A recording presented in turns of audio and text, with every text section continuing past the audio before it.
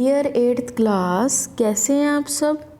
I hope आप सब ठीक होंगे एंड अपनी स्टडी कंटिन्यू कर रहे होंगे। तो देखिए स्टूडेंट्स, हमने कल की वीडियो में पढ़ लिया था कि एक्चुअल रिसोर्सेज क्या होते हैं। तो आज की वीडियो में हम पढ़ते हैं पोटेंशियल रिसोर्सेज क्या होते हैं। देखिए पोटेंशियल रिसोर्सेज स्टूडेंट्स वो रिसोर्सेज होते हैं कि उनकी क्वांटिटी कि वो कितने क्वांटिटी में या फिर कितनी वो हैं, यही हमें पता ही नहीं होता। ऐसे मान लो कि जैसे फॉर एग्ज़ाम्पल यूरेनियम है, यूरेनियम लद्दाख में मिलता है, ठीक है, और ये हमें थोड़ा आइडिया है कि मिलता है, अभी लोग इसे यूज़ करने शुरू ही नहीं किया है। तो ये कौन से रिसोर्सेज है? पोटेंशियल, यानी कि एक्चुअल वैल्यू हमें नोन ही नहीं है कि वो रिसोर्सेज कितना है और कैसे हम उनको यूज़ करेंगे, ठीक है। और they might not be used present but can be, और ऐसे भी होते हैं कुछ रिसोर्सेज जो अभी यूज़ नहीं हो रहे बट प्रेजेंट में हम उन रिसोर्सेज को यूज़ करेंगे फ्यूचर में, ठीक है। एट प्रेजेंट जो टेक्नोलॉजी है वो इतनी एडवांस नहीं है कि उन रिसोर्सेज को क्या कर सके, यूज़ कर सके और अपने सही काम में लगा सके, ताकि पोटेंशियल रिसोर्सेज किस में कन्वर्ट हो जाएं, एक्चुअल रिसोर्सेज में कन्वर्ट हो जाएं, ठीक है। एग्जांपल तो आपको पता चल ही गया कि यूरेनियम फाउंड होता है लद्दाख, और ठीक है, और जो अभी यूज़ नहीं किया जा रहा बट फ्यूचर में यूज़ किया जाएगा। अब देखिए in early times high speed wind mills were a good potential source of renewable energy and has now become an actual resource। देखिए पहले के टाइम पे क्या था कि हमें ये था कि हाई स्पीड के विंड मिल मिलते हैं बट हमें यूज़ करने का तरीका नहीं पता था, लेकिन अब हमें उसका यूज़ करने का, विंड मिल्स को यूज़ करने का तरीका पता है, इसलिए जो पोटेंशियल रिसोर्सेज है वो किस में कन्वर्ट हो गए हैं, एक्चुअल रिसोर्सेज में। क्लियर हुआ स्टूडेंट्स? ठीक है। अब नेक्स्ट है कि जो रिसोर्सेज है वो ओरिजिन के बेस पे कैसे क्लासीफाई हैं। तो जो नेचुरल रिसोर्सेज हैं ये ओरिजिन के बेस पे 2 टाइप्स के हैं, बायोटिक एंड अबायोटिक रिसोर्सेज। तो देखिए बायोटिक रिसोर्सेज क्या होंगे?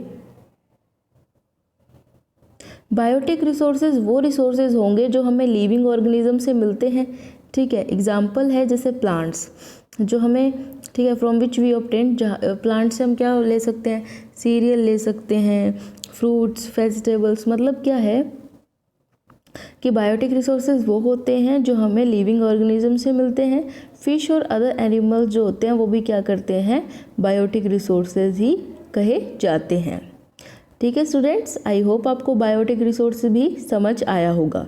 अब नेक्स्ट टाइप का जो रिसोर्स है वो है अबायोटिक रिसोर्स। तो अबायोटिक रिसोर्सेज क्या है कि वो सभी resources which we get from non living beings, वो रिसोर्सेज जो हमें नॉन लिविंग बींग से मिलते हैं वो सारे अबायोटिक होते हैं। अब अबायोटिक के एग्जांपल्स क्या हैं, जैसे लैंड, वाटर, एयर, मिनरल्स, ये सारे अबायोटिक कंपोनेंट्स हैं, रिसोर्सेज हैं। ये क्या है, ये एक क्या कहते हैं, लिमिटेड क्वांटिटी में है नेचर में, जो हमें नेचर प्रोवाइड करवाता है, इसलिए इनको नेचुरल रिसोर्सेज भी बोलते हैं। थर्ड टाइप से देखिए रिसोर्स कैसे क्लासीफाई है स्टूडेंट्स, तो ये on the basis of their renewability. Renewability क्या होती है कि स्टूडेंट्स कुछ ऐसे रिसोर्स होते हैं जो यूज़ करने के बाद के थोड़े टाइम के बाद क्या हो जाएंगे, ख़त्म हो जाएंगे, उनका वापस क्या हो कि वो वापस बन जाए, हमें उतना वेट करना पड़ेगा। तो ये होती है किसी भी रिसोर्स की रिन्यूएबिलिटी, ठीक है। तो इसके 2 टाइप्स हैं, renewable resource and non renewable resource. Renewable resource वो होते हैं स्टूडेंट्स कि अगर जो ख़त्म होते रहें तो ये जल्दी से क्या हो जाते हैं, बन जाते हैं, ठीक है। जैसे कुछ रिसोर्स हैं वो अनलिमिटेड है नेचर में, ठीक है, जिससे जो इफेक्ट ही नहीं हो सकते, मतलब ह्यूमंस कितना ही उनका यूज़ कर लें कोई दिक्कत वाली बात नहीं है। जैसे सोलर एनर्जी है, सन ने तो अपनी हीट देनी ही देनी है, जो हम किन के थ्रू लेते हैं, सोलर सेल के थ्रू इलेक्ट्रिसिटी जब कन्वर्ट करते हैं तो उसे बोलते हैं सोलर एनर्जी। विंड एनर्जी भी पता है, हवा के थ्रू जो एनर्जी मिलती है हमें।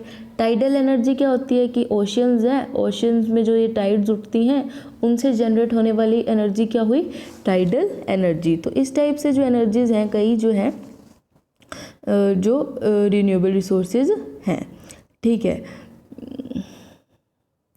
तो इस टाइप से क्या है, ये रिन्यूएबल रिसोर्सेज हैं। बट जो वाटर है वो क्या है कि वाटर जो है लिमिटेड अमाउंट में है। अगर वाटर का हम इसी तरह यूज़ करते रहेंगे बिना कुछ सोचे समझे, तो जो वाटर है हमारी फ्यूचर जनरेशन को मिलेगा ही नहीं। नेक्स्ट जो रिसोर्सेज हैं स्टूडेंट्स, तो वो है नॉन रिन्यूएबल रिसोर्सेज। तो जो नॉन रिन्यूएबल रिसोर्सेज क्या है कि ये जो रिसोर्सेज हैं ये लिमिटेड है। अगर एक बार, ठीक है स्टूडेंट्स, तो ये क्या हुए, नॉन रिन्यूएबल रिसोर्स हैं जो क्या हो सकते हैं, अगर उनको ज़्यादा यूज़ किया तो वो क्या हो जाएंगे, ख़त्म हो जाएंगे। और हमारे लाइफ स्पैन में यानी कि ह्यूमन बींग्स यानी कि एक जनरेशन ख़त्म हो जाती है तब भी वो रिसोर्सेज वापस नहीं बनेंगे। ठीक है, जैसे कौन से रिसोर्सेज आएंगे इसमें, कोल, पेट्रोलियम, नेचुरल गैस, ये सब तो क्या है लिमिटेड अमाउंट में ही प्रेजेंट है ना स्टूडेंट्स। ठीक है, आई होप आपको ये समझ आया होगा। जो नेक्स्ट है on the basis of there distribution, यानी कि डिस्ट्रीब्यूशन के बेसिस पे जो सोर्सेज हैं रिसोर्सेज वो कैसे डिवाइड हैं, ये हम पढ़ेंगे हमारे नेक्स्ट क्लास में। ठीक है स्टूडेंट्स, तो अब आपका होमवर्क क्या है कि आप इसे अच्छे से रीड करेंगे एंड समझेंगे। Okay then, thank you and have a nice day, be safe, be healthy students.